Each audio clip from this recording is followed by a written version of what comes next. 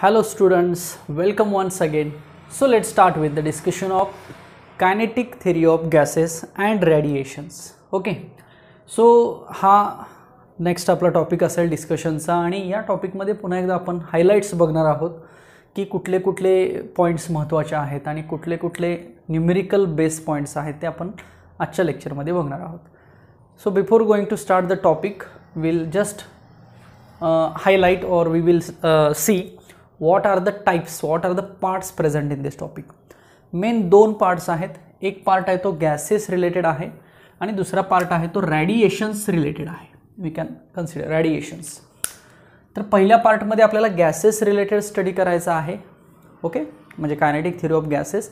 आणि दुसऱ्या पार्टमध्ये आपल्याला रॅडिएशन्स म्हणजे हीट रॅडिएट होते in the form of energy, असा एक ओव्हरऑल स्टडी सगळा आपल्याला त्या रॅडिएशन्समध्ये असेल. मग सगळे टाईप्स ऑफ रॅडिएशन्स किंवा ॲब्सॉर्प्शन, रिफ्लेक्शन, ट्रान्समिशन किंवा ब्लॅक बॉडी रॅडिएट कशी होते किंवा त्याचा स्पेक्ट्रम कसा असतो, मग काही लॉज आहेत रॅडिएशन्समधले.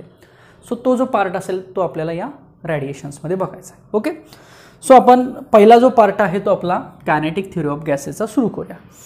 सो सगळ्यात पहिल्यांदा आता यातला बराचसा पार्ट हा आपण थर्मल प्रॉपर्टीज ऑफ मॅटरमध्ये, म्हणजे बराचसा म्हणण्यापेक्षा थोडा बेसिक पार्ट आपण तिथं बघितलेला आहे. Like Boyle's law, Charles law, Gay Lussac law, त्याच्यानंतर स्पेसिफिक हीट कॅपॅसिटीचा पॉईंट होता, त्याच्यामध्ये मोलर, प्रिन्सिपल स्पेसिफिक हीट, थोडंफार तुम्हाला thermal properties of matter related आठवत असेल. तोही टॉपिक आपण घेतलेला आहे. त्याच्यामध्ये काय इम्पॉर्टंट होतं तेही मी तिथं सांगितलेलं होतं.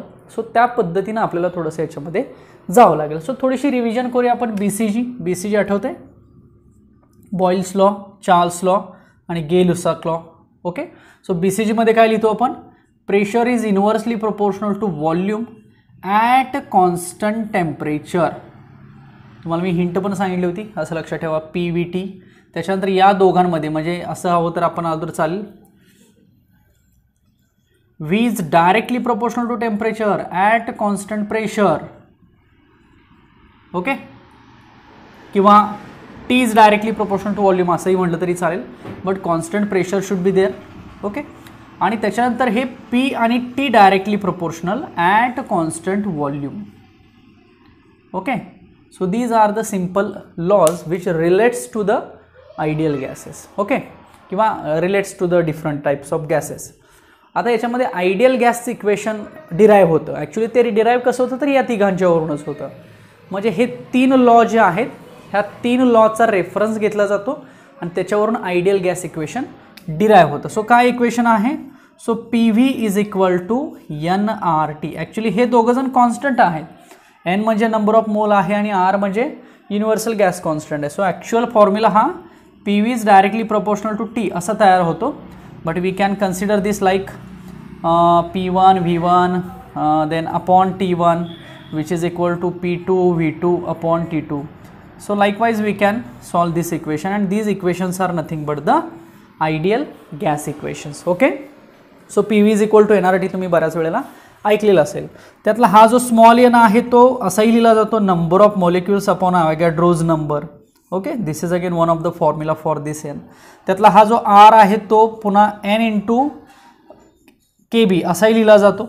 Okay, again KB is nothing but the Boltzmann constant. Okay, so हे बेसिकमध्ये तुम्हाला हे माहीत असावं त्यासाठी मी हे फॉर्म्युले इथं लिहितो. Okay, so this concept is related to the ideal gas equation and if we consider the different types of gases like hydrogen, oxygen, nitrogen, if these are or these gases are considered as a ideal gases. Okay, actual ideal gas present नाही आहेत but they can be considered as a ideal gas equation. So ते gas equations हे laws follow करतायत म्हणून त्यांना ideal gas equations असं म्हटलेलं आहे. ओके, सो थोडक्यात काय की kinetic theory of gases related study आहे. So gas molecule is important.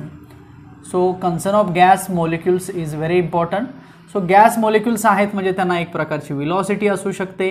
बरोबर, गॅस मॉलिक्युलला विलॉसिटी असू शकते. मग काही डेफिनेशन्स आहेत. लाईक पहिली डेफिनेशन आहे मीन विलॉसिटी.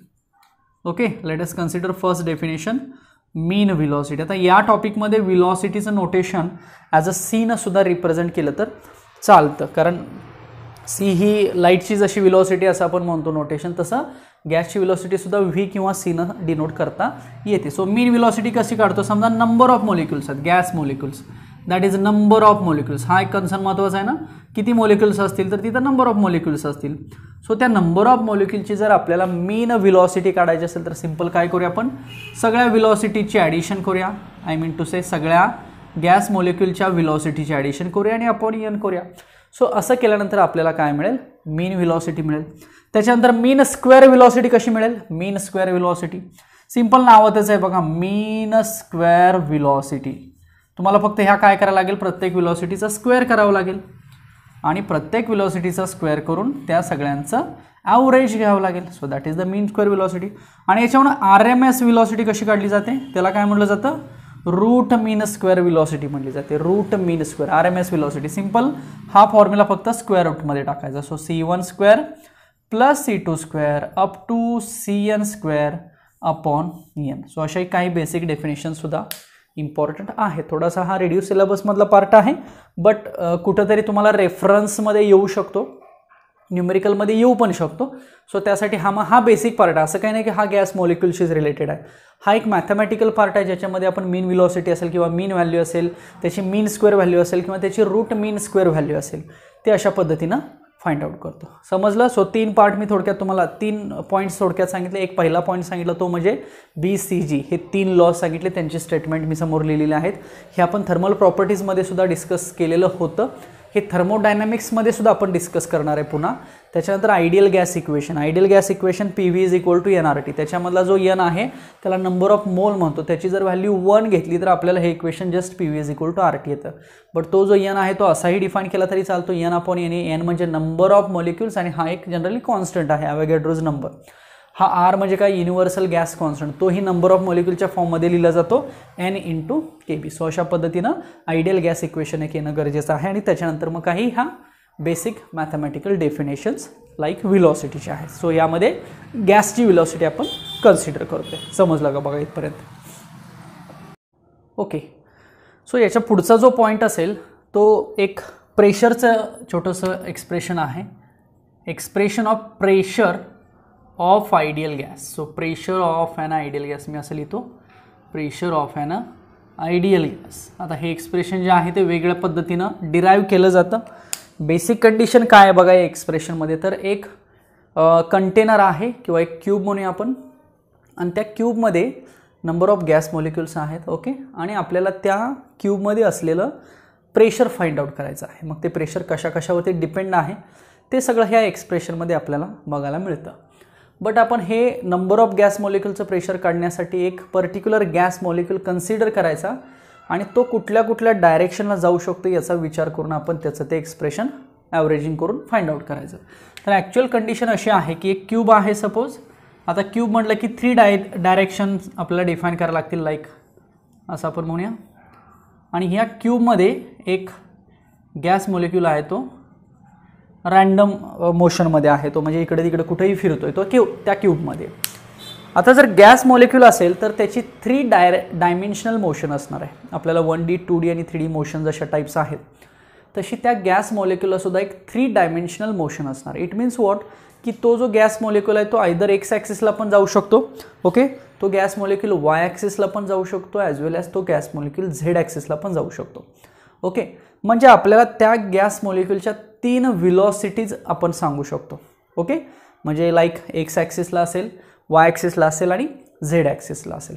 मग असे जर नंबर ऑफ मॉलिक्युल्स असेल तर ते नंबर ऑफ मॉलिक्युल्स एक्स ॲक्सिसला पण जाऊ शकतात, वाय ॲक्सिसला पण जाऊ शकतात किंवा झेड ॲक्सिसला पण जाऊ शकतात. लाईक 3 डायमेन्शनल मोशनमध्ये ते नंबर ऑफ मॉलिक्युल्स रोटेट होऊ शकतात. सो या सगळ्याचा विचार करून एक ॲव्हरेजिंग करून ह्या प्रेशरचं एक्सप्रेशन सॉल्व केलं जातं.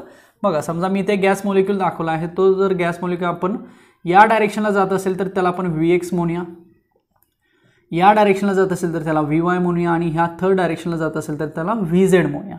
असाच नंबर ऑफ मॉलिक्यूल दुसरा असेल, असाच तिसरा असेल, चौथा म्हणजे Vx1, Vx2, Vx3 up to Vxn. तसाच वाय ॲक्सिसवरती जाणारे सुद्धा नंबर ऑफ मॉलिक्युल्स असतील, तसेच झेड ॲक्सिसवरती सुद्धा जाणारे नंबर ऑफ मॉलिक्युल्स असतील. त्यात अजून एक गोष्ट आहे की जसं हा पॉझिटिव्ह एक्स ॲक्सिस आहे तसा हा निगेटिव्ह एक्स ॲक्सिस पण असू शकतो.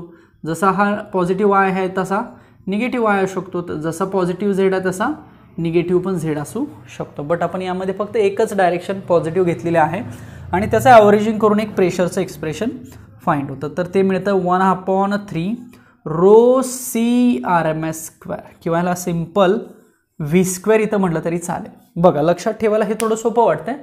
1/3 rho c square, 1/3 rho c square. Okay, what is mean by rho? Rho is nothing but the density of the gas molecules. Okay, rho म्हणजे काय आहे? डेन्सिटी आहे. मग आपण डेन्सिटी कशी फाइंड आउट करतो? तर डेन्सिटी फाइंड आउट करण्यासाठी आपण सिंपल मास अपॉन व्हॉल्यूमचा वापर करतो. सो हेच इक्वेशन आपण असं लिहिलं तरी पण चालेल. So mass upon volume then c square or CRMS square, where actually this is nothing but the RMS velocity of the gas molecule. Again समजा या कंटेनर मध्ये n नंबर ऑफ मॉलिक्युल्स आहेत. So capital n. So number of molecules किती आहेत? Suppose n आहेत. So n number of molecules आहेत असं आपण म्हणूया. ओके, आणि ह्या प्रत्येक मॉलिक्युलचं मास किती आहे? समजा आहे small m. So mass of each molecule म्हणतो मी, mass of each molecule, mass of each molecule. Okay, तर प्रत्येक मॉलिक्यूलचं मास असेल तर आपण हे जे कॅपिटल एम मी लिहिले ना, सो कॅपिटल एमचा अर्थ आहे टोटल मास, की या ठिकाणी असलेलं सगळंच मास आपण कन्सिडर करूया, टोटल मास कन्सिडर करूया. सो हे किती येईल? 1/3. मग हे n into m upon v, v for volume बरं का, आता या ठिकाणी मास अपॉन व्हॉल्यूम, आणि हे काय होईल? CRMS square. सो असा एक फॉर्म्युला आपल्याला याच्यावरून तयार होऊ शकतो. तर प्रेशर ऑफ द आयडियल गॅसचे हे काही इम्पॉर्टंट आणि काही सिलेक्टेड फॉर्म्युलेज आहेत. हे ॲक्च्युअली एक्सप्रेशन थेरीमध्ये खूप मोठं वाटतं सॉल्व करायला. आता थोडंसं रिडक्शन केलेलं आहे. याच्या आधीच्या सिलेबसला ते खूप मोठं होतं. आता थोडीशी पद्धत बदलून तेच एक्सप्रेशन पुन्हा रिड्यूस करून सोप्या पद्धतीनं मांडलेलं आहे. बट तुम्हाला हे फायनल फॉर्म्युला आत्ता रिमेंबर करणं गरजेचं. आता काही ते एक्सप्रेशन कसं आलं काय बघण्याची काही गरज नाही, तेवढा वेळ पण नाही आहे. बट आत्ता जस्ट रिमेंबर तुम्हाला काय करायचं आहे की तो फॉर्म्युला कसा आहे आणि तो फॉर्म्युला आपण त्या ठिकाणी कसा यूज करू शकतो. ओके, सो ही झाली प्रेशरची कंडिशन. ओके, तर ह्या प्रेशरमधली ही जी CRMS म्हणजे रूट मीन स्क्वेअर व्हेलॉसिटी आहे ती टेम्परेचर बरोबर कशी असते बघा? डायरेक्टली प्रोपोर्शनल असते. हे तुम्हाला लक्षात ठेवावं लागेल. Okay, so this is the first. ह्याला interpretation of the velocity and temperature, absolute temperature असं म्हटलं जातं. हाच फॉर्म्युला दोन कंडिशनसाठी मग C1 upon C2 is equal to √T1/T2 असाही लिहिला जातो. हे आता थोडंसं तुम्हाला सगळं माहिती आहे, कारण CRMS upon √T is equal to constant असं म्हटलं जातं. ओके, डायरेक्टलीचा अर्थ तुम्हाला लक्षात येतोय का बघा, की इक्वल टूच्या पुढं मग कॉन्स्टंट टर्म असेल. सो हे एक इंटरप्रिटेशन आहे व्हेलॉसिटी आणि टेम्परेचरचं.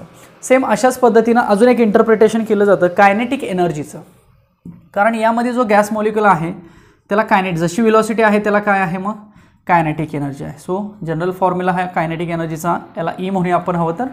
Okay, so e is equal to, लक्षात राहतोय का बघा? पहिल्यांदा हा लक्षात ठेवा, e is equal to 3/2 PV असं लक्षात ठेवा. हा लक्षात राहण्यासारखा आहे. हाच formula e is equal to 3/2 RT सुद्धा लिहिला तर चालेल बघा. समजा 1 मोल गॅस आपण तिथे कन्सिडर करतोय. सो एनची व्हॅल्यू आपण किती घेऊया? 1 घेऊया. ओके, सो हाच फॉर्म्युला आपण असाही लिहिला तरी चालेल. मग अशा आपण एक फॉर्म्युला बघितला होता, R is equal to N into KB. N म्हणजे नंबर ऑफ मॉलिक्युल्स आणि KB म्हणजे कॉन्स्टंट आहे. सो हा जर फॉर्म्युला इथं पुट केला तर आपल्याला हाच फॉर्म्युला असा मिळेल, 3/2 N KB into T. So ही झाली कायनेटिक एनर्जी. ओके, त्या गॅस मॉलिक्युलची कायनेटिक एनर्जी. बट जर हीच kinetic energy per number of molecules काढायची असेल तर काय करायला लागेल? तो N इकडे घ्यावा लागेल. सो E अपॉन N असं लिहूया ना मग.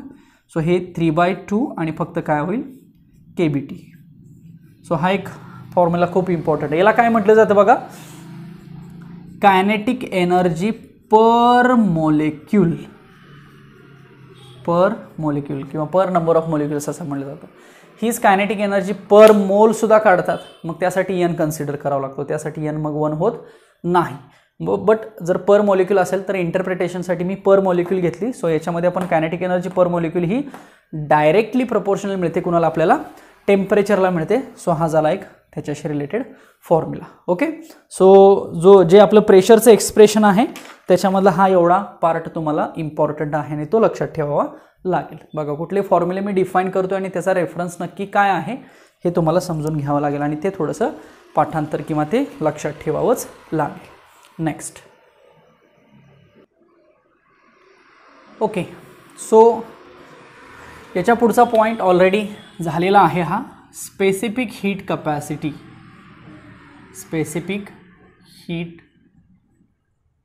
कपॅसिटी हा आपण पॉईंट थर्मल प्रॉपर्टीज ऑफ मॅटरमध्ये बघितलेला आहे. मी थोडक्यात रिवाईज करतो इथं पुन्हा एकदा, आणि याच्यामध्ये मग काही इम्पॉर्टंट फॉर्म्युला आहेत ते आपण बघूया की नक्की स्पेसिफिक हीट ऑफ कपॅसिटी किंवा स्पेसिफिक हीट कपॅसिटी म्हणजे नक्की काय असतं आणि याच्यामध्ये काय स्टडी आपल्याला केला पाहिजे. ओके, तर आता जनरली काय आहे की एक अमाऊंट ऑफ हीट आहे. ही स्पेसिफिक हीट कपॅसिटी म्हणजे काय की अमाऊंट ऑफ हीट कशासाठी, तर आपल्याला टेम्परेचर काय करायचं आहे, राईज करायचं आहे. राईज किंवा फॉल म्हटलं तरी सुद्धा चालेल. सो टेम्परेचर राईज किंवा फॉल करायचं आहे कितीनं, 1 डिग्री सेल्सिअस किंवा 1 डिग्री केल्विननं. पण कुणाचं, त्यामध्ये मग 2 कंडिशन्स होते. एक तर पर मोल म्हटलं की तर ती मोलर स्पेसिफिक हीट कपॅसिटी होते, आणि पर युनिट मास म्हटलं की ती मग प्रिन्सिपल स्पेसिफिक हीट कपॅसिटी होते. हा फरक थोडक्यात लक्षात ठेवा. हा मी तुम्हाला डिफाईनसुद्धा केला होता की पर मोल असेल तर ती मोलर होते आणि पर युनिट मास असेल तर ती प्रिन्सिपल होते. अशा 2 टाईपच्या स्पेसिफिक हीट कपॅसिटी आपल्याला शिकायच्या आहेत. त्या आपण थर्मल प्रॉपर्टीज ऑफ मॅटरमध्ये शिकलेलो आहोत. त्याच्यामध्ये मग एक ॲट कॉन्स्टंट प्रेशर असते आणि एक ॲट कॉन्स्टंट व्हॉल्यूम असते. सिम्पल की प्रेशर कॉन्स्टंट ठेवायचं आणि अमाऊंट ऑफ हीट द्यायची to raise the temperature by 1 degree Celsius किंवा 1 degree Kelvin for unit mass, that is principle. And for जर पर युनिट किंवा पर मोल असेल तर ती मोलर होणार. मग त्याच्यामध्ये 2 टाईप्स, एक कॉन्स्टंट प्रेशर आणि एक कॉन्स्टंट व्हॉल्यूम होतं. ओके, मग आपण कॉन्स्टंट प्रेशर होतं मोलरमध्ये आपण सी वापरला होता ना. सो मोलर स्पेसिफिक हीटमध्ये सो CP लिहिलं होतं. CP is for what, constant pressure. म्हणजे ती जी कंडिशन आहे हीटची ते ॲट कॉन्स्टंट प्रेशर, आणि CV म्हणजे काय होतं, ॲट कॉन्स्टंट व्हॉल्यूम. हा एक सिम्पल डिफरन्स तिथं होता. आणि मग याच्यावरून तुम्ही CP आणि CP डिफाईनही केलं होतं, आणि CP minus CV is equal to आपल्याला रिलेशन काय मिळतं, R मिळतं. आता हे रिलेशन ॲक्च्युली कसं मिळतं, तर यासाठी थर्मोडायनॅमिकचा फर्स्ट लॉ जो आहे तो यूज केला जातो. ओके, सो थर्मोडायनॅमिकचा फर्स्ट लॉ काय आहे बघा, तर simple dQ is equal to du plus delta W किंवा dW म्हटलं तरी चालेल. What is mean by this dQ, so it is heat supplied. याला काय म्हटलं जातं, internal energy of the system, आणि याला काय म्हटलं जातं, वर्क डन म्हटलं जातं. ओके, मग हा जो फॉर्म्युला आहे तो ॲक्च्युली 2 कंडिशनसाठी डिफाईन केला जातो. एक कॉन्स्टंट व्हॉल्यूमसाठी डिफाईन केला जातो आणि एक कॉन्स्टंट प्रेशरसाठी डिफाईन केला जातो. ओके, मग जेव्हा कॉन्स्टंट व्हॉल्यूमसाठी डिफाईन केला जाईल तेव्हा वर्क डन कसं असेल, 0 असेल. कारण वर्क डन हे P × delta V, work done हे व्हॉल्यूम, चेंज इन व्हॉल्यूमवरती डिपेंड असतं. आणि जर आपण कॉन्स्टंट व्हॉल्यूम कन्सिडर केलं तर तिथं वर्क डन होणार नाही. सो त्या केसमध्ये वर्क डन 0 होईल. सो हा फॉर्म्युला काय होईल, फक्त हे आणि हे सेम होतील. मग हे जर ॲट कॉन्स्टंट व्हॉल्यूम असेल तर ह्याची व्हॅल्यू आपल्याला CV/dt अशी मिळेल. आठवतं आहे का बघा. आणि हे जर कॉन्स्टंट प्रेशर असेल तर हे दोघं पण असेल, मग त्याच्यात CP/dt मिळेल. ही 2 इक्वेशन ॲडजस्ट केली जातात आणि त्याच्यावरून आपल्याला हे इक्वेशन मिळालेलं होतं. So CP minus CV is equal to R. Okay, so this is the relation between molar specific heat constant for constant pressure and for constant volume. यालाच मेयर्स रिलेशन सुद्धा म्हटलेलं होतं बघा.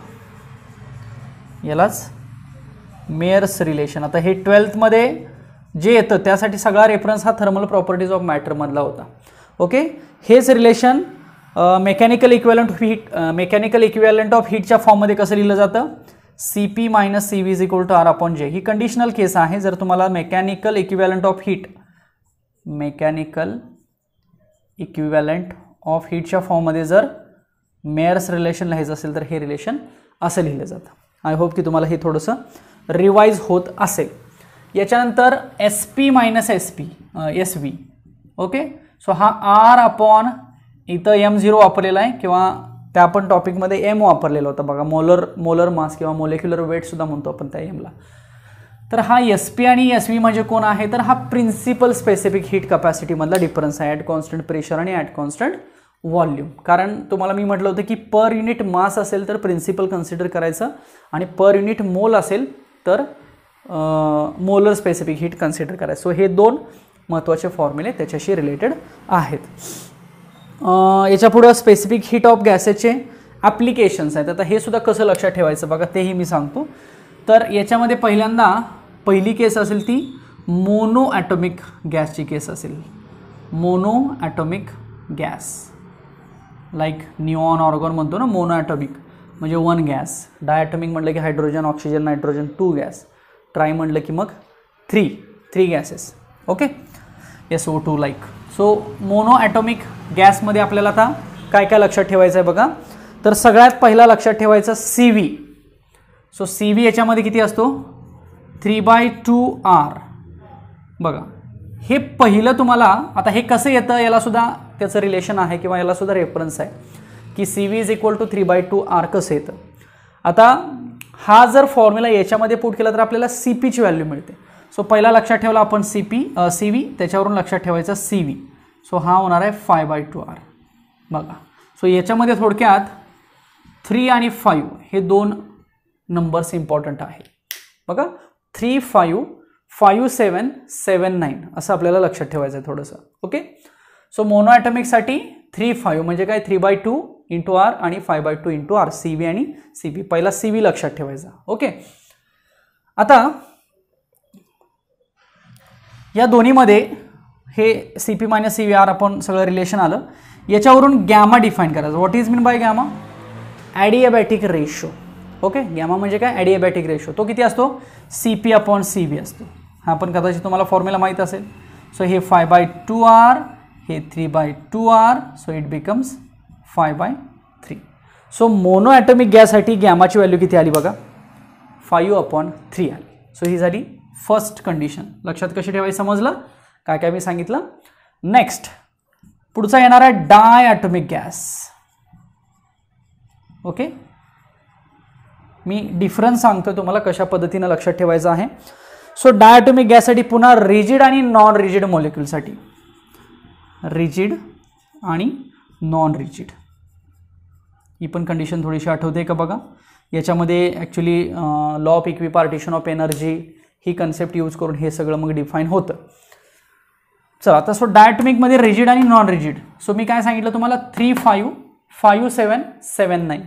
सो रिजिडसाठी CV किती येईल मग 5/2R आणि CP किती येईल 7/2R. सो गॅमा किती येईल CP/CV. So it becomes 7/5. सो ही रिजिड मॉलिक्यूलसाठी गॅमाची व्हॅल्यू येईल 7/5 आणि हीच व्हॅल्यू मग नॉन रिजिडसाठी कशी येईल पहिल्यांदा CV. So 3, 5, 5, 7, 7, 9. So it becomes CV = 7/2R, CP = 9/2R. So gamma = CP/CV. So it becomes 9/2. So 5/2, 7/2, 7/5 आणि इथं 9/7. बघा 5/3. ओके, 7/5 आणि 9/7. तुम्हाला थोडासा हा लॉजिकली अर्थ समजतोय का बघा. 2च्या डिफरन्सनी रेशो आपल्याला बघायला मिळतोय 5/3, 7/5 आणि 9/7 रेशो 2च्या डिफरन्सनं हा बघायला मिळतोय. सो याच्यामध्ये पुन्हा ट्राय ॲटॉमिकसाठी सुद्धा तो रेशो सांगितला जातो, फक्त तो वेगळ्या पद्धतीनं सांगितला जातो. त्याला degree of freedom he concept use केली जाते. आता ह्यात थोडासा प्रॉब्लेम असा आहे की बराचसा पार्ट रिडक्शनमध्ये असल्यामुळं तरी पण मी तो घेतलेला आहे. ती जर लेक्चर्स तुम्ही बघितली पहिली तर तो सगळा पार्ट्स घेतलेला आहे. सो डिग्री ऑफ फ्रीडमची condition, law of equipartition of energy असेल त्याची कंडिशन, हे सगळं आपण घेतलेलं आहे. सो जसं मोनोॲटॉमिक झाला, डायॲटॉमिकमधल्या 2 केसेस झाले, तसं ट्रायॲटॉमिक, त्याला पॉलीॲटॉमिक सुद्धा म्हटलं जातं. त्याला काय म्हटलं जातं सो पॉलीॲटॉमिक. सो लॉजिकली सुद्धा हे लक्षात ठेवायला सोपं आहे. सो पॉलीॲटॉमिकसाठी जसा इथं पहिल्यांदा CV लक्षात ठेवला तसाच इथं पण लक्षात ठेवायचा CV. सो 3 + F आणि हे R. मग CP काय असेल 4 + F आणि हे R. सो 3, 4 F आणि R. F म्हणजे डिग्री ऑफ फ्रीडम. सो याच्यावरून मग गॅमा येणार आहे CP/CV. सो R कॅन्सल होईल. So 4 + F/3 + F. So this is the gamma for polyatomic किंवा त्याला ट्रायॲटॉमिक गॅसेस सुद्धा म्हटलं जातं. सो हे जे मी 1, 2, 3 आणि 4 हे जे 4 पार्ट सांगितले, थोडक्यात हे जे आहेत ते स्पेसिफिक हीट कपॅसिटीचे ॲप्लिकेशन्स आहेत या टॉपिकमधले. लक्षात आलं का बघा. मोनोॲटॉमिक, डायॲटॉमिकमध्ये पुन्हा 2 रिजिड आणि नॉन रिजिड आणि पुन्हा तिसरा आहे तो पॉलीॲटॉमिक, त्याला ट्रायॲटॉमिक म्हटलात तरीसुद्धा चालू शकेल. Okay, so these are the applications of specific heat capacity. याची हिंट लक्षात आली का बघा. 3, 5, 3/2R, 5/2R. पुढच्यामध्ये 5/2r 7/2r, त्याच्या पुढच्यामध्ये 7/2r 9/2r, आणि रेशो येताना मात्र हा येणार आहे 5/3, त्याच्या पुढचा येणार आहे 7/5, आणि त्याच्या पुढचा येणार आहे 9/7. असा 2च्या डिफरन्सनं लॉजिकली हे लक्षात ठेवू शकता. आणि याच्यामध्ये CV = 3 + FR, CP = 4 + FR, आणि CP/CU म्हणजे ॲडियाबॅटिक रेशो. सो सिंपल दोघांची डिव्हिजन करून R कॅन्सल करायचं आणि 4 + F/3 + F. सो हे अशा पद्धतीने एक तुम्हाला हिंट्स लक्षात ठेवाव्या लागतील. नेक्स्ट. ओके, चला. सो पुढचा पार्ट बघूया. सो पुढचा पार्ट थोडक्यात या टॉपिकचा नेक्स्ट पार्ट आपण म्हणूया हीट रॅडिएशन. आता यामध्ये थोडंसं मी जस्ट तुम्हाला समराइज करतो की काय काय आहे. सो सुरुवात तर सोपी आहे, थेरॉटिकल कंडिशन आहे, अगदी समजण्यासारखे आहे. मॅथमॅटिकल पार्ट जर बघितलं तर थोडासा आहे, मग काही स्टीफन्स लॉ म्हणून असेल किंवा स्पेक्ट्रल डिस्ट्रीब्युशन असेल किंवा फेरिस ब्लॅक बॉडीची कन्सेप्ट असेल किंवा हीट इमिशन असेल किंवा पॉवर रॅडिएटेड असेल. सो असं काही मॅथमॅटिकल काही फॉर्म्युले तुम्हाला याच्यामध्ये बघायला मिळतील. सो सुरुवातीचा पार्ट सोपा आहे आणि ओव्हरऑल जर बघितलं तर तसा ठीक आहे, म्हणजे मॅथमॅटिकल जरी असलं तरी ॲक्च्युअल पार्ट हा समजण्यासारखा आहे. आणि हा सगळा पार्ट जो आहे तो हीट रॅडिएशन्स रिलेटेड आहे. ओके, आता आपण पहिल्यांदाच बघितलं होतं की हा टॉपिक कुठला आहे, kinetic theory of gases and radiations. मग आता जेवढा गॅसेसचा स्टडी होता तेवढा मी इन शॉर्ट समराईज केलेला आहे याच्या आधी. आता मग हीट रॅडिएशनचा स्टडी काय आहे तो बघूया. ओके, सो मी हेडिंग लिहिलेलं आहे हीट रॅडिएशन. तर त्यातला पहिला अर्थ म्हणजे काय, what is mean bye radiation. आता हीट ट्रान्सफर होते, हीट ट्रान्सफर हा खूप इम्पॉर्टंट पार्ट आहे. मग ते हीट ट्रान्सफर बऱ्याच वेने होते बघा. 3 महत्त्वाचे वे आपण थर्मल प्रॉपर्टीजमध्ये पण बघितले होते. एक म्हणजे कंडक्शन म्हणतो, एक म्हणजे कन्व्हेक्शन म्हणतो, आणि एक म्हणजे रॅडिएशन म्हणतो. कंडक्शनचा पार्ट आपल्याला ऑलरेडी झालेला आहे की सॉलिडमधून हीट कंडक्ट होते किंवा लिक्विडमधून कंडक्ट होते. कन्व्हेक्शनमध्ये ॲक्च्युअल पार्टिकलच्या स्वरूपात ती हीट ट्रान्सफर होते. आणि रॅडिएशनमध्ये म्हणलं तर तिथं मात्र मटेरियल मीडियम रिक्वायर्ड नसेल किंवा रिक्वायर्ड नाही असं म्हणूया. So without any material medium the heat can be transfer by the way, and that way is nothing but the heat radiation किंवा रॅडिएशन. मग आता मटेरियल मीडियम गरजेचं नाही, म्हणजे ती हीट ट्रान्सफर झाली तरी कशी. So that heat energy is transferred in the form of waves, and those waves or the nature of those waves is about the electromagnetism. It means electromagnetic waves. So त्या ज्या heat रॅडिएट झालेल्या waves आहेत, वेव्हच्या फॉर्ममध्ये ती काही heat energy रॅडिएट झालेली असेल तर त्याचं जे नेचर असेल ते इलेक्ट्रोमॅग्नेटिक वेव्हचं नेचर असेल, लाईक ट्रान्सवर्स नेचर असेल. जसं लाईटचं ट्रान्सवर्स नेचर आहे ज्याच्यामध्ये इलेक्ट्रिक आणि मॅग्नेटिक फील्ड एकमेकांना परपेंडिक्युलर असतात. सो तसं नेचर असेल म्हणून त्याला इलेक्ट्रोमॅग्नेटिक वेव्ह किंवा इलेक्ट्रोमॅग्नेटिक वेव्ह नेचर असं सुद्धा म्हटलेलं आहे. So this is meaning of the heat radiation. आता हीट रॅडिएशन होते, बट हीट रॅडिएशन झाल्यानंतर त्या हीटचं पुढं काय होतं, what are the different ways by which we can say that the heat is radiated, but after radiation the absorption may be happen or the reflection may be happen or the transmission may be happen. Okay, so light heat जी आहे ती radiate झाल्यानंतर काय होऊ शकते बघा. so let us consider a body. Okay, आणि ह्या बॉडीवरती आपण एक हीट इन्सिडेंट करूया. So we can say that this is the incident किंवा अप्लाइड हीट म्हटलं तरी चालेल, इन्सिडेंट हीट एनर्जी म्हटलं तरी चालेल. So incident heat energy, let us consider this is the Q. Okay, so आपण एक बॉडी कन्सिडर केली. आता ही बॉडी परफेक्ट कुठली आहे, लाईक ग्लास, कॉर्ड्स, वूड, मग हा अथर्मॅनस डायथर्मॅनस सबस्टन्स आहे. याचा विचार आत्ता करायची गरज नाही, ते पुढं आपल्याला समजेल. बट आत्ता एक आपण जस्ट ऑर्डिनरी बॉडी असं म्हणूया, लाईक ही ब्लॅक बॉडी पण नाही आहे, एक ऑर्डिनरी बॉडी आहे. सो ह्या ऑर्डिनरी बॉडीवरती काय केलं आपण, एक हीट एनर्जी इन्सिडेंट केली. तर काय होतं, तर या हीट एनर्जीचे 3 पार्ट्स किंवा 3 टाइप्स तिथं होऊ शकतात. एक म्हणजे हीट अशी रिफ्लेक्ट होऊ शकते, ज्याला आपण QR म्हणूया. So what is mean bye QR. So QR is nothing but heat reflected back. Heat reflect होऊ शकते. लाईक हीट असे ॲब्झॉर्ब पण होऊ शकते. ओके, आपण मग ह्याला QA म्हणूया. So like QA is heat absorbed किंवा हीट ॲब्झॉर्ब्ड आणि पुढं अशी हीट मग काय ट्रान्समिट पण होऊ शकते. सो क्यू टी जे मी रिप्रेझेंट केलेलं आहे त्याला म्हणूया की हीट ट्रान्समिटेड.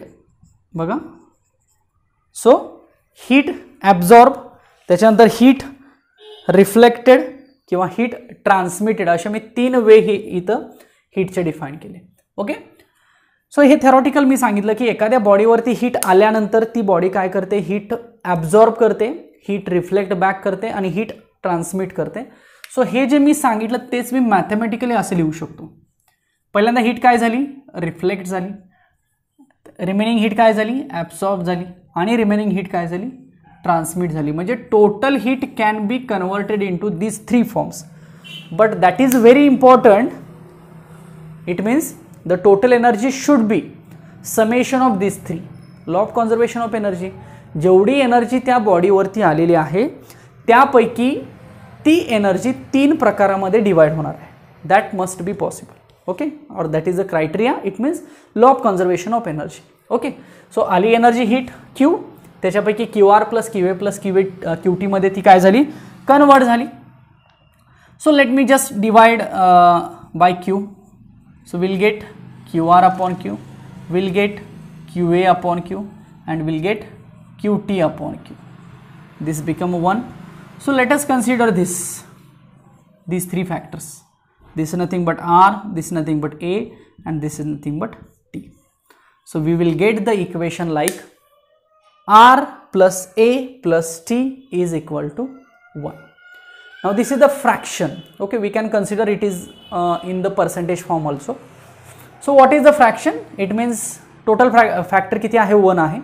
तो ऑब्वियस डिवाइड झाला ह्या तिघांमध्ये, म्हणजे ह्या तिघांची ॲडिशन ही 1 किंवा 1 पेक्षा किंवा 1 असणार आहे आणि त्यातल्या ह्या प्रत्येकाची 1 पेक्षा लेस व्हॅल्यू असणार आहे. सो हे आर, ए आणि टी आता काय आहेत बघा. सो आर म्हणजे आपण काय लिहिलेलं आहे, so Q R upon Q लिहिलेलं आहे. What is mean by Q R, amount of heat reflected back, and what is mean by Q, amount of heat incident. So जो आर आहे तो आर ॲक्च्युली आपण कसा लिहिलेला आहे, Q R upon Q. So what is mean by Q, Q R, so amount of heat reflected, amount of heat reflected आणि upon Q means what, total heat incident. बघा समजतं का, लक्षात येते का, सॉरी. सो जशी आरची आपण डेफिनेशन डिफाईन केली म्हणून ह्या आरला म्हटलं जातं कोइफिशियंट ऑफ रिफ्लेक्शन म्हटलं जातं, कोइफिशियंट ऑफ रिफ्लेक्शन. कारण जी हीट आली त्या बॉडीवरती, इन्सिडेंट झाली, त्या हीटपैकी अमाऊंट ऑफ हीट रिफ्लेक्ट झाली. So we can find out the fraction form or we can find out the percentage. पर्सेंटेजमध्ये पण काढू शकतो, फक्त याला कशानं 100 मल्टिप्लाय करा, तुम्हाला ते कशामध्ये निघेल, पर्सेंटेजमध्ये निघेल. ओके, सो ही आपण कोणाची व्हॅल्यू डिफाईन केली, आरची व्हॅल्यू डिफाईन केली. अशीच आपण एची व्हॅल्यू डिफाईन करूया. So Q A upon Q, what is mean by Q A, amount of heat absorbed, correct, upon total heat. बघा लक्षात आलं का. सो ए कसा डिफाईन केला, amount of heat absorb upon total, म्हणून या ए ला म्हटलं जातं कोइफिशियंट ऑफ ॲब्सॉर्प्शन. काय म्हटलं जातं, कोइफिशियंट ऑफ ॲब्सॉर्प्शन. मग जसा आर झाला, जसा ए झाला, तसा टी सिंपल तुम्ही डिफाईन करू शकता. So I will just write T is equal to QT upon Q. So what is meant by T? So this is nothing but the coefficient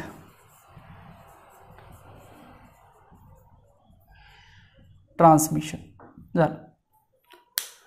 So this is the mathematical form आणि हा form मग थोडासा तुम्हाला equation मध्ये येऊ शकतो. म्हणजे मी आधी थेरॉटिकल डिफाईन केलं रेडिएशन्स, ॲब्सॉर्प्शन, रिफ्लेक्शन, ट्रान्समिशन, आणि हेच थेरॉटिकल डेफिनेशन आपण मॅथमॅटिकली लिहिली आणि मॅथमॅटिकलवरून मग आपण अशा टाईपचे न्यूमेरिकल्स सॉल्व करू शकतो. हा पार्ट समजला का बघा. So this is nothing but the heat radiation in the form of or in terms of absorption, reflection and transmission. चला नेक्स्ट बघूया.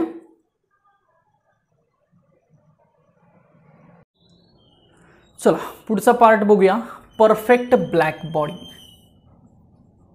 Perfect black body. ठीक आहे, याची एक डायग्राम इम्पॉर्टंट आहे, याला फेरीज ब्लॅक बॉडी असं म्हटलं जातं. ठीक आहे, त्याच्या आधी आपण दोन टाईपचे सबस्टन्सेस बघूया. मी जस्ट डिफाईन करतो, डेफिनेशन्स आहे. एक डायॲथर्मॅनस सबस्टन्स आणि एक ॲथर्मॅनस सबस्टन्स. आता लक्षात कसं ठेवायचं, डायॲथर्मॅनससाठी ट्रान्समिशन होतं आणि ॲथर्मॅनससाठी रिफ्लेक्शन होतं. बरोबर, म्हणजे थोडक्यात जर डायॲथर्मॅनस लाईक ग्लास किंवा कॉर्ड्स म्हणतो आपण. ओके, ग्लास किंवा कॉर्ड जर असेल तर त्याच्यामध्ये आपण म्हणायचं की लाईटचं ट्रान्समिशन झालं. सो हे जे ट्रान्समिशन होणारे जे सबस्टन्सेस आहेत त्यांना मग काय म्हणायचं, डायॲथर्मॅनस सबस्टन्स म्हणायचं. आणि ॲथर्मॅनस म्हटलं की मग काय, की जिथं रिफ्लेक्शन होतं. मग जर रिफ्लेक्शन होतं लाईक वूड कन्सिडर करू शकतो आपण. ओके, सो याच्यामध्ये रिफ्लेक्शन होतं म्हणजे काय, की जी काही हीट इन्सिडेंट होते ती ॲब्झॉर्ब किंवा ट्रान्समिट होत नाही. सो ती पाठीमागे येऊ शकते. Okay, simple. म्हणजे लाईक मिररमध्ये जसं सांगतो, ग्लास आणि मिररमध्ये, लेन्स आणि मिररमध्ये कसा फरक सांगतो आपण, लेन्समध्ये वेव्ह ट्रान्समिट होते, मिररमधून ती रिफ्लेक्ट होते, तसं सांगायचं. सो हे दोन एक थिओरॉटिकल पॉईंट आहेत, डायॲथर्मॅनस सबस्टन्स आणि ॲथर्मॅनस सबस्टन्स. हे मग ट्रान्समिशन होत असेल तर तिथे कोइफिशियंट ऑफ ट्रान्समिशन मिळतो आपल्याला, दॅट इज स्मॉल टी, जसं की आपण मगाशी QT/Q बघितला. आणि जर रिफ्लेक्शन कोइफिशियंट जर तिथं होत असेल तर रिफ्लेक्शन कोइफिशियंट हा नॉन झिरो मिळतो. म्हणजे स्मॉल r जो बघितला होता, ज्याला आपण QR/Q म्हटलं होतं, त्याची आपल्याला पर्टिक्युलर व्हॅल्यू मिळते किंवा तो मे बी 1 मिळतो. Okay, so it is about the diathermanous and athermanous substance. आता थोडंसं येऊया परफेक्टली ब्लॅक बॉडीकडं. एकतर प्रॅक्टिकली हे लक्षात ठेवायला सोपं आहे की परफेक्टली ब्लॅक बॉडी म्हणजे नक्की कसली बॉडी असते. तर परफेक्टली ब्लॅक बॉडी नावातच आहे की त्याला फेरीज ब्लॅक बॉडी असं म्हटलं जातं. सो ब्लॅक कलर माहिती आहे आपल्याला की तो हीट ॲब्झॉर्ब करून घेतो maximum amount of heat. Okay, so maximum amount of heat जर तो ॲब्झॉर्ब करत असेल, आता हीटमध्ये काय सांगितलं आपण की जी हीट आली ते तिघांमध्ये डिवाइड झाली. म्हणजे कोण, एक QA, एक QT आणि एक QR झाली. ओके, सो हा जो ब्लॅक बॉडी जो पार्ट आहे किंवा ब्लॅक बॉडी जी आहे ती काय करेल, जेवढी हीट येईल तेवढी सगळी काय करेल, ॲब्झॉर्ब करून घेईल. ॲक्च्युली हे अवेलेबल नाही आहे, बट आपण 98 to 99% किंवा 97% प्रॅक्टिकली म्हटलं जातं की परफेक्ट ब्लॅक बॉडी ही अवेलेबल आहे. आता कारण हे आयडियली घेताना आपण 100% घेऊया, बट प्रॅक्टिकली असं पॉसिबल होत नाही अशा काही केसेसमध्ये. सो आपण मग 97 to 98% black body he heat absorb करते असं आपण म्हणूया. मग राहिलेली 1-2% ही रिमेनिंग ट्रान्समिशन किंवा त्याचं जे काही रिफ्लेक्शन आहे ते होईल.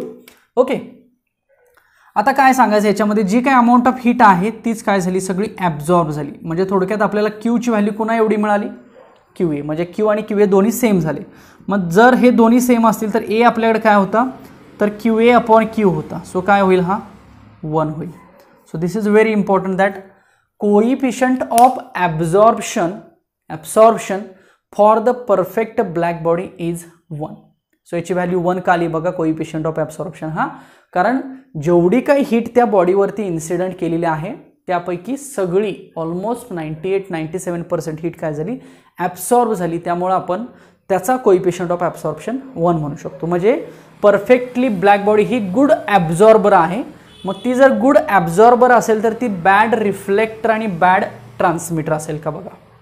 ओके, एखादी बॉडी जर हीट ॲब्झॉर्ब करत असेल तर त्याला आपण गुड ॲब्झॉर्बर असं म्हणायचं. त्या केसमध्ये Aची व्हॅल्यू आपल्याला समथिंग मिळते, 1 मिळते किंवा समहाऊ लेस दॅन 1 मिळते. मग जर एखादी बॉडी परफेक्ट ॲब्झॉर्बर असेल तर त्या बॉडीला बॅड रिफ्लेक्टर किंवा बॅड ट्रान्समिटर असं म्हणायचं. सो त्या केसमधली ही बॉडी आहे. मीची एक डायग्राम इन शॉर्ट तुम्हाला सांगतो. ही डायग्राम आपण थेरीमध्ये बघितलेली आहे. सिंपल एक अशी आहे, इथं एक छोटंसं होल आहे, याच्यामधून ती जी काही हीट आहे ती ट्रान्समिट होणार. इथे कोनिकल प्रोजेक्शन आहे बघा. सो हीट ती येईल ना. ओके, सो ही काय आहे, अमाऊंट ऑफ हीट आहे. आता ॲक्च्युली हे कशासाठी, तर इंटरनल रिफ्लेक्शन व्हावं म्हणून दिलेलं जातं. म्हणजे रिफ्लेक्शन होत ती बॉडी काय करेल, मॅक्सिमम हीट काय करेल, ॲब्झॉर्ब करेल. ओके, आणि ह्या बॉडीच्या आतमधला जो सरफेस आहे तो कोटेड ब्लॅक सरफेस आहे. ओके, तो ब्लॅक कलरनी तो कोटेड केलेला आहे आणि ब्लॅक कलर काय करतो, हीट मॅक्सिमम ॲब्झॉर्ब करायचं काम करतो. म्हणून परफेक्टली ब्लॅक बॉडी काय करते, मॅक्सिमम हीट ॲब्झॉर्ब करते. यालाच फेरीज ब्लॅक बॉडी सुद्धा म्हटलं जातं आणि त्याचं मॅथमॅटिकल हे आहे. ओके, मग जसा ॲब्झॉर्प्शन कोएफिशियंट आहे तसा एक इमिशन कोएफिशियंट पण आहे बघा. ॲक्च्युली आपण इमिशन कोएफिशियंट सुरुवातीला डिफाईन केलं नाही आहे, बट आत्ता तो आपण डिफाईन करूया इमिशन कोएफिशियंट. ओके, याची व्हॅल्यू असते E/EB. आता हे E म्हणजे काय आणि EB म्हणजे काय ते बघूया. त्याच्या आधी आपण सांगूया की A आणि E हे दोघं जण कसे असतात, सेम असतात. So what is mean bye A आणि what is mean bye E. So A म्हणजे कोएफिशियंट ऑफ ॲब्सॉर्प्शन आणि कोएफिशियंट ऑफ इमिशन. सो हा जो आहे हा Kirchhoff's law of heat radiation आहे. इथंच आपल्याला किर्चॉफ्स लॉची पण डेफिनेशन लक्षात राहील बघा. So this is nothing but the Kirchhoff's law of heat radiation. Okay, so काय आहे Kirchhoff's law of heat radiation? तर कोएफिशियंट ऑफ ॲब्सॉर्प्शन आणि कोएफिशियंट ऑफ इमिशन सेम असतो. याचा अर्थ काय बघा, एखादी बॉडी जर हीट ॲब्झॉर्ब करू शकत असेल तर ती बॉडी हीट इमिट करू शकते. आणि हे कुठली बॉडी करू शकते, तर जी बॉडी जास्त हीट ॲब्झॉर्ब करणार आहे तीच बॉडी काय करू शकते, हीट इमिट करू शकते. म्हणजे तुम्हाला थोडक्यात गेन आणि लॉसचा प्रकार माहिती आहे का बघा. ओके, जर गेनिंग होत असेल तर लुझिंग होऊ शकतं ना. म्हणजे एखादी हीट जर गेन होत असेल तर ती पुन्हा दिली जाऊ शकते, लूज केली जाऊ शकते. आपण हे थर्मल इक्विलिब्रियममध्ये हीट गेन आणि हीट लॉसची कन्सेप्ट बघतो, त्याच्यामध्ये आहे बघा, तसंच आहे. तर परफेक्ट ब्लॅक बॉडी काय आहे, तर ती परफेक्ट ॲब्झॉर्बर आहे. म्हणजे ती बॉडी काय करते, हीट ॲब्झॉर्ब करते. मग जी बॉडी हीट ॲब्झॉर्ब करते तीच बॉडी हीट इमिट सुद्धा करू शकते. ओके, म्हणून परफेक्ट ब्लॅक बॉडीचा A आणि कोएफिशियंट ऑफ इमिशन त्याला इमिसिव्हिटी असं सुद्धा म्हटलं जातं बघा. हा जो आहे ना याला इमिसिव्हिटी असं सुद्धा म्हटलं जातं. हे जे A यांचा हा A, हा T, हा R आपण जो डिफाईन केला ना याला ॲब्सॉर्प्टिव्हिटी असं सुद्धा म्हटलं जातं.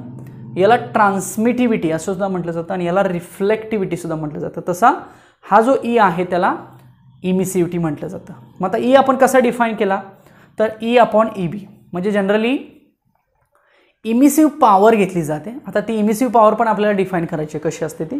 So emissive power of the body एक ऑर्डिनरी बॉडीशी कम्पेअर केलं जातं आणि EBचा अर्थ काय, तर परफेक्ट ब्लॅक बॉडीची emissive power.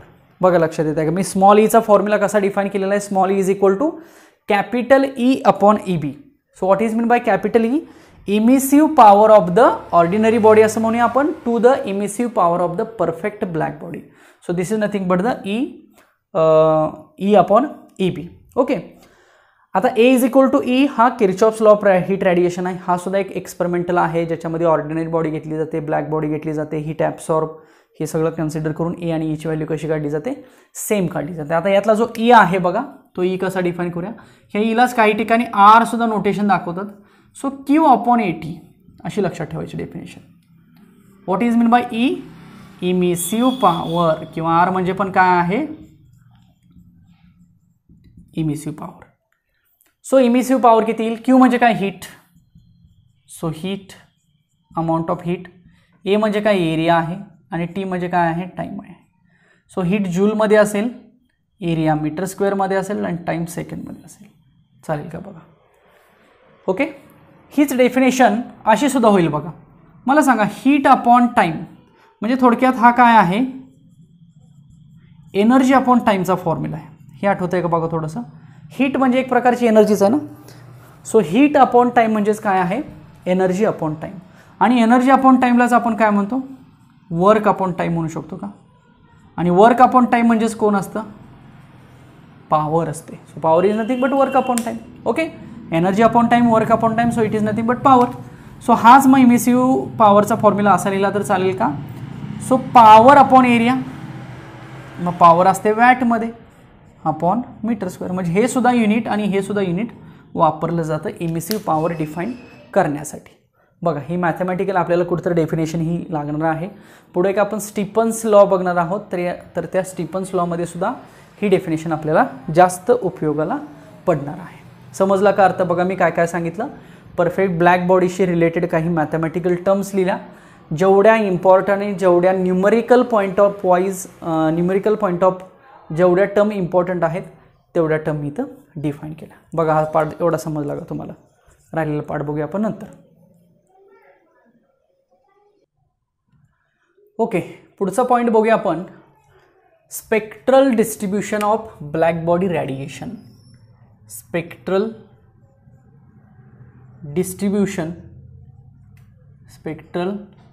Distribution of black body radiation. म्हणजे थोडक्यात ब्लॅक बॉडीमध्ये जे रेडिएशन्स कन्सिडर केलेलं आहे त्याचं स्पेक्ट्रल डिस्ट्रीब्यूशन. थोडंसं मी जस्ट समराईज करतो की हा पॉईंट काय आहे पहिल्यांदा. तर स्पेक्ट्रल डिस्ट्रीब्यूशन म्हणजे काय बघा, स्पेक्ट्रम तुम्ही ऐकला असेल word. Okay, so it gives the relationship between the wavelength, frequency, okay, on a particular spectrum we are defining the types of waves. Okay, so electromagnetic spectrum आहे बघा, लाईक त्याच्यामध्ये visible light, infrared, microwaves, radio waves, अशा काही X-rays, अशा काही raise आहेत त्या त्याच्यावरती पर्टिक्युलर पॉईंट्सला डिफाईन केले जातात, त्यांची वेवलेंथ, त्यांची फ्रिक्वेन्सी डिफाईन केली जाते. सो वेवलेंथचा एक पॉईंट याच्यामध्ये इम्पॉर्टंट आहे, कारण ही रेडिएशन आहे ना, मग जर ही रेडिएशन असेल तर ह्या रेडिएशनला एक प्रकारची काय असणार आहे, वेवलेंथ असणार आहे. सो यामध्ये थोडक्यात आपल्याला एक ग्राफिकल रिप्रेझेंटेशन बघायचं आहे, ज्यामध्ये आपल्याला वेवलेंथ नॅनोमीटर असो आपण कन्सिडर करूया, आणि इकडं रॅडियंट पॉवर असं म्हणूया, रॅडियंट पॉवर. ठीक आहे, so radiant power. So wavelength आणि रॅडियंट पॉवर म्हणजे इमिसिव्ह पॉवर आपण बघितलं होतं, रॅडियंट पॉवर बघितली. सो वेवलेंथ आणि पॉवर याच्यामधलं रिलेशन आहे. तर थोडंसं रिलेशन कसं आहे बघा. So with respect to temperature हे कन्सिडर करूया आपण. मी थोडासा ग्राफ आधी ड्रॉ करतो आणि तुम्हाला मग याचं रिलेशन सांगतो नक्की याच्यामध्ये काय फरक आहे आणि हा असा ग्राफ काय येतो बघा. ठीक आहे, सो हे जे मी डिफरंट कर्व काढलेले आहेत ना, तर ते डिफरंट कर्व आहेत थोडक्यात टेम्परेचरचे. ओके, आणि ह्या प्रत्येक कर्वला आपल्याला एक पीक व्हॅल्यू मिळते बघा, पीक. सो ती जी पीक व्हॅल्यू आहे ना त्याला म्हटलं जातं lambda max, maximum wavelength. Okay, आता हे जे T1 मी डिफाईन करतो, T1, T2, T3 आणि T4. सो 4 टेम्परेचरचे मी थोडक्यात 4 ग्राफ याच्यामध्ये डिफाईन केलेले आहेत. ओके, सो T1 आहे, T2 आहे, T3 आहे, T4 आहे. आता थोडंसं कन्क्लुजन बघूया आपण काय याच्यावरून करता येईल आपल्याला. तर रॅडियंट पॉवर ही थोडक्यात वेवलेंथवरती डिपेंड आहे. ओके, ॲज वेल ॲज ती टेम्परेचरवरती पण डिपेंड आहे. म्हणजे जर आपण पहिल्या ग्राफचा जर विचार केला तर आपण असं म्हणू शकतो का बघा, जर वेवलेंथ इन्क्रीज झाली तर रॅडियंट पॉवर पण काय होते, इन्क्रीज होते, but up to the certain limit. Okay, मग इथं आली समजा, मग या ठिकाणी रॅडियंट पॉवर ही सगळ्यात जास्त आहे, त्या ठिकाणची काहीतरी वेवलेंथ असेल लाईक इथं. तर एका पर्टिक्युलर वेवलेंथला जर रॅडियंट पॉवर मॅक्सिमम मिळाली तर ती wavelength as a lambda max consider केली जाते त्या पर्टिक्युलर टेम्परेचरसाठी. कारण इथं जवळपास 4 टेम्परेचर्स आहेत आणि हे सगळे टेम्परेचर हे इन्क्रीजिंग आहेत बरं का. Suppose 3000 kelvin, 3500 kelvin, 5000 kelvin, 5500 kelvin. So टेम्परेचरची रेंज ही वाढत चाललेली आहे. ओके, म्हणजे जर मिनिमम टेम्परेचर असेल तर मिनिमम रॅडियंट पॉवर मिळेल आपल्याला बघा. जर टेम्परेचर इन्क्रीज केलं तर रॅडियंट पॉवर अजून वाढेल. सो लाईक ग्राफ वरती शिफ्ट होईल. अजून टेम्परेचर वाढवलं तर ग्राफ अजून वरती मिळेल. म्हणजे रॅडियंट पॉवर ही टेम्परेचर बरोबर इन्क्रीज होते असं सुद्धा म्हणू शकतो. बट पहिली जर केस बघितली तर ॲट कॉन्स्टंट टेम्परेचर केस आहे, दुसरी पुन्हा ॲट कॉन्स्टंट टेम्परेचर केस आहे, तिसरी पुन्हा ॲट कॉन्स्टंट टेम्परेचर केस आहे, सिमिलरली चौथी सुद्धा ॲट कॉन्स्टंट टेम्परेचर केस आहे. सो यामध्ये कन्क्लुजन आपण थोडक्यात असे काढू शकतो की रॅडियंट पॉवर ही इन्क्रीज होते with respect to wavelength up to the certain limit, but तिथून पुन्हा डिक्रीज होते. As well as temperature increase झालं की सुद्धा रॅडियंट पॉवर काय होऊ शकते, इन्क्रीज होऊ शकते. सो हा एक स्पेक्ट्रल डिस्ट्रीब्युशन किंवा वेवलेंथ रिलेटेड कन्सेप्ट सांगणारा ग्राफ आहे, म्हणून याला काय म्हटलं जातं, spectral distribution of the black body radiation. लक्षात आलं का बघा कन्सेप्ट. ओके, सो याच्याशी रिलेटेड एक वेन्स डिस्प्लेसमेंट लॉ आहे बघा. हा सुद्धा मी तुम्हाला लक्षात ठेवण्यासारखा सांगेन. Veins displacement law, veins displacement law. आता डिस्प्लेसमेंट हा वर्ड काय का दिलेला आहे, कारण वेवलेंथ डिस्प्लेस होते बघा. थोडंसं या ग्राफकडं लक्ष जर दिलं तर असं लक्षात येतं की जी वेवलेंथ आहे ती कुठे शिफ्ट व्हायला लागलेली आहे, लेफ्ट साईडला बघा. या टेम्परेचरची ही वेवलेंथ, या टेम्परेचरची ही वेवलेंथ, या टेम्परेचरची ही वेवलेंथ, या टेम्परेचरची ही वेवलेंथ. थोडासा अर्थ लक्षात येतोय का बघा. सो वेवलेंथ जे आहे, एक मिनिट थोडंसं तिरकं झालं का, जरी सरळ काढलं तरी सुद्धा बघा वेवलेंथ काय होते, towards the left side shift व्हायला लागलेली आहे. इमॅजिन होते का बघा, ह्या ग्राफवरून लक्षात येते का. सो वेवलेंथ जर लेफ्टला शिफ्ट होत असेल तर याचा अर्थ काय की वेवलेंथ कमी होते. मग आता वेवलेंथ कोणाबरोबर कमी होते असं आपण इथं कम्पेअर करायचं तर टेम्परेचर बरोबर कम्पेअर करायचं. मग आता मला सांगा, let us consider for T1 टेम्परेचरसाठी ही वेवलेंथ आहे. सपोज ह्याला मी λ4 डिफाईन करतो. ठीक आहे. T2 टेम्परेचरची वेवलेंथ इथं आहे बघा, λ3 म्हणतो. T3 ची इथं आहे λ2 म्हणतो आणि T4 ची इथं आहे λ1 म्हणतो. सो 4 थोडंसं ह्या अशा आहेत, लक्षात ठेवा, एका खाली एक आहेत. सो 4 वेवलेंथ आहेत का बघा. मग मला सांगा, जर T1चा आपण विचार केला तर λ4 ची व्हॅल्यू आपल्याला इथं जास्त मिळते बघा, मॅक्स. आता हा मॅक्स आणि हा मॅक्स वेगळा आहे. सो एक्स ॲक्सिसवरती चेक करा. सो T1 साठी आपल्याला कोण मिळाला आहे, λ4 मिळाला आहे. T2 साठी कोण मिळाला आहे, λ3 मिळाला आहे. T3 साठी कोण मिळाला आहे, λ2 मिळाला आहे. आणि T4 साठी कोण लिहिलं आहे आपण, λ1. नोटेशन्स आपण डिफाईन केलेत. याचा अर्थ बघा नक्की काय आहे. आता मला सांगा, हे T1, T2, T3 आणि T4 मधलं तरी कंपॅरिझन तुम्हाला माहिती आहे. T4 is greater than T3 is greater than T2 is greater than T1. So obviously T1, T2, T3, T4 अशी रेंज आहे. म्हणजे हा जरा काय झाला, स्मॉल झाला, बरोबर. त्याच्यापेक्षा हा थोडासा वाढला, त्याच्यापेक्षा हा वाढला, त्याच्यापेक्षा हा वाढला टेम्परेचर. म्हणजे एक तर कळलं की T1 स्मॉल आहे. बट T1 ची वेवलेंथ कोण आहे, λ4 आहे. सो मला सांगा, ह्या चौघांमध्ये कोण, λ4 ग्रेटर, λ3 ग्रेटर, λ2 ग्रेटर, λ1 हे बरोबर आहे का. सो λ4 कसं आहे, मॅक्स आहे, मॅक्सिमम वेवलेंथ आहे बघा. सो ग्राफ होता तोच, फक्त त्या ग्राफवरून आपण वेवलेंथ आणि टेम्परेचरमधलं रिलेशन सांगितलं. सो काय रिलेशन मिळते आपल्याला, जेवढं टेम्परेचर वाढेल तेवढा जो मॅक्सिमम रेडियंट पॉवरचा जो लॅम्बडा आहे तो लेफ्ट साईडला शिफ्ट व्हायला लागलेला आहे बघा. हा लॅम्बडा मॅक्स इथं आहे, हा लॅम्बडा मॅक्स इथं आहे. सो लेफ्ट साईडला शिफ्ट होतं. याचा अर्थ दोघांच्यामध्ये इन्व्हर्सली प्रपोर्शनल रिलेशन आहे. कन्सेप्ट समजली का बघा या ग्राफवरून. मग दोघांच्यामध्ये जर इन्व्हर्सली प्रपोर्शनल रिलेशन असेल तर ते रिलेशन असं म्हटलं जातं. So lambda max is inversely proportional to absolute temperature. हा याला म्हटलं जातं वेन्स डिस्प्लेसमेंट लॉ. बघा सिंपल वेवलेंथ आणि टेम्परेचरमधलं रिलेशन सांगणारा हा लॉ आहे. हे सुद्धा ब्लॅक बॉडी रेडिएशनसाठीच हा लॉ कन्सिडर केला जातो. So lambda max is equal to मग हे B/T घेतलं जातं. Okay. So where B is nothing but absolute temperature. Okay. So B कसा डिफाईन केला जातो मग 2.8 समथिंग 2.8 इंटू 10⁻³ ही कॉन्स्टंट व्हॅल्यू आहे. टेम्परेचर म्हणजे केल्विन आणि लॅम्बडा म्हणजे मीटर. सो केल्विन मीटर म्हणूया चालेल. सो मीटर केल्विन किंवा केल्विन मीटर हे टेम्परेचर त्याचं बीचं युनिट आहे. आणि हा जो B आहे त्याला वेन्स कॉन्स्टंट किंवा वेन्स डिस्प्लेसमेंट कॉन्स्टंट असं म्हटलं जातं.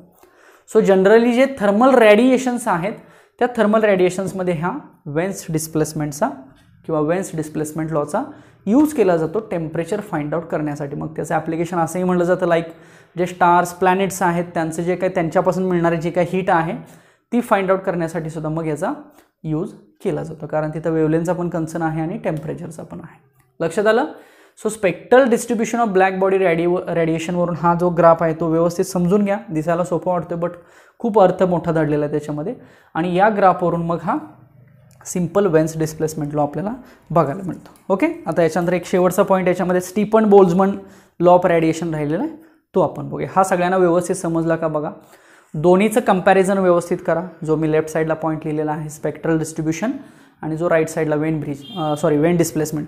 सो वेन डिस्प्लेसमेंट लॉ जो आहे तो ह्या स्पेक्ट्रल डिस्ट्रीब्युशनवरूनच आला. म्हणजे त्याच्यामध्ये वेवलेंथ आणि टेम्परेचर या दोघांच्यामध्ये कंपॅरिझन केलं आणि सांगितलं की जी काय वेवलेंथ आहे ती टेम्परेचर बरोबर इन्व्हर्सली प्रपोर्शनल आहे.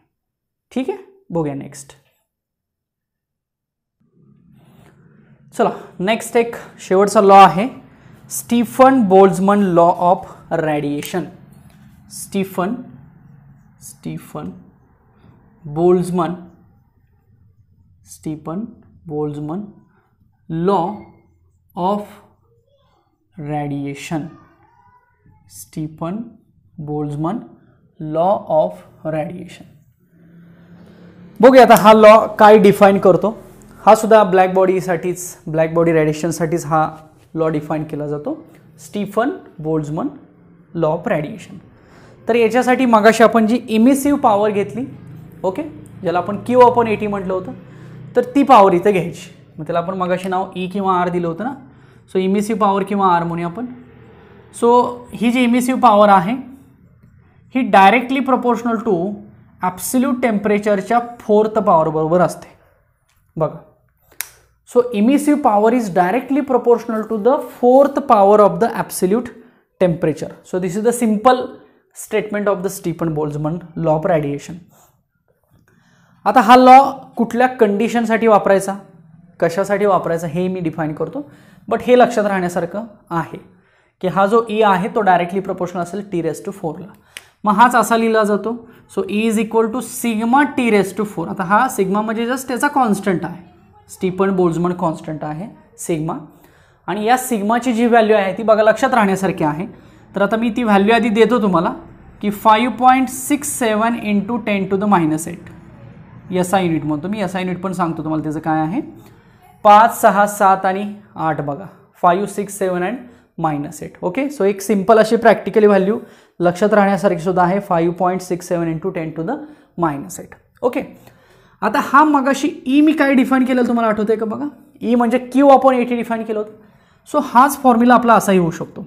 So Q/AT is equal to sigma × T⁴. So again what is mean by Q/AT, कारण आपण याला इमिसिव्ह पॉवर म्हटलं होतं ना. सो इमिसिव्ह पॉवर म्हणजे रॅडियंट हीट अपॉन एरिया × टाईम म्हटलं होतं. आता हा जो लॉ आहे तो 2 केसेसमध्ये लिहिला जातो. कसा लिहिला जातो, समजा ही ब्लॅक बॉडी. आता ब्लॅक बॉडी काय करते, हीट रॅडिएट करते. हे ॲब्सॉर्ब तर करतेच, बट हीट रॅडिएट सुद्धा करू शकते ना. मग अशी आपण इमिट करू शकते म्हटलं, रॅडिएट म्हणजेच. सो ही बॉडी जर सराउंडिंगमध्ये ठेवली, समजा ही ब्लॅक बॉडी आहे, ही बॉडी काय करते असं आपण म्हणतोय, ही बॉडी हीट रॅडिएट करू शकते किंवा ही बॉडी हीट इमिट करू शकते.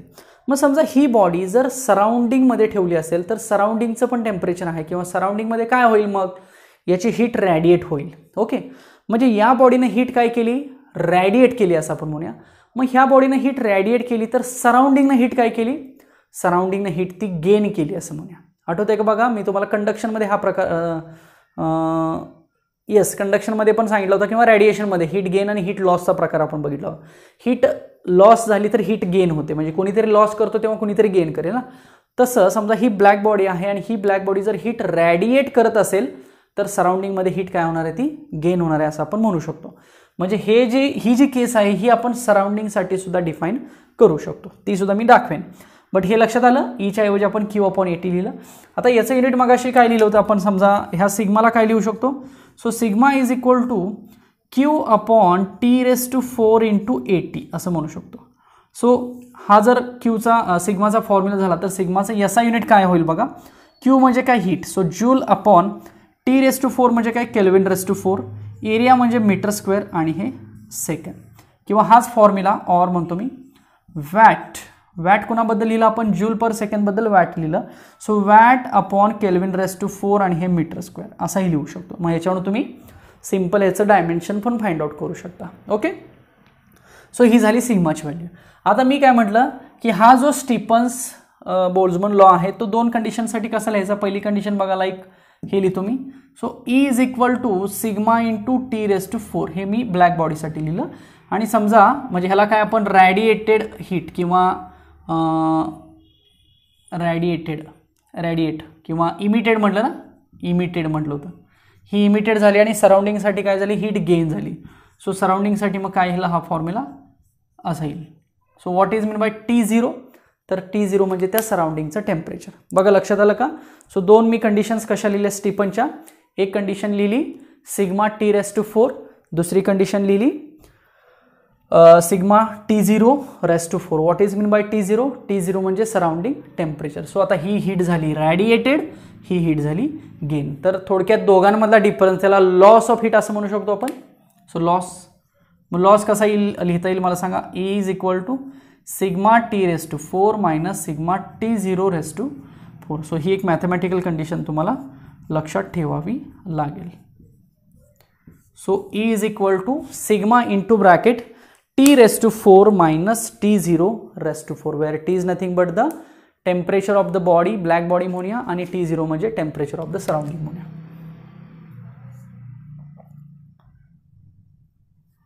ठीक आहे.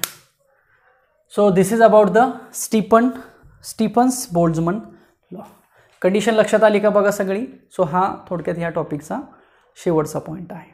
ओके, जेवढं शक्य होईल तेवढं मी सांगायचा नक्कीच प्रयत्न केलेला आहे. बऱ्याचशा गोष्टी ह्या तुम्हाला आता एकतर रिमेंबर कराव्या लागतील, पाठ कराव्या लागतील, समजून घ्याव्या लागतील.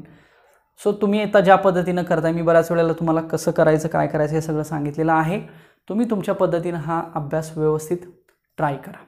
लक्षात आलं, कारण जेवढं तुम्ही हे नीट ट्राय कराल, रिकॉल कराल तेवढा तुम्हाला जास्त फायदा होईल. ओके, सो आता याच्यामधले काही MCQ आहेत जे पुन्हा एकदा कॉम्पिटेटिव्ह MST-CETचे जे काही क्वेश्चन्स आहेत ते आपण पुढच्या लेक्चरला घेऊया. फक्त यामध्ये पार्ट्स तुमच्या लक्षात आले का बघा, म्हणजे ओव्हरऑल टॉपिक कसा डिवाइड झालेला आहे, गॅसेस रिलेटेड काय स्टडी आहे आणि रेडिएशन रिलेटेड काय स्टडी आहे, हा एक ओव्हरऑल पार्ट जर तुमच्या लक्षात आला तर डेफिनेटली मग तुम्हाला याचा अभ्यास करता येईल. ओके, सो भेटूया आपण पुढच्या लेक्चरला. याच्यामधले काही मल्टिपल चॉईस क्वेश्चन घेऊन. तोपर्यंत याच्यामध्ये काही शंका असेल तर डेफिनेटली विचारा. Thank you so much.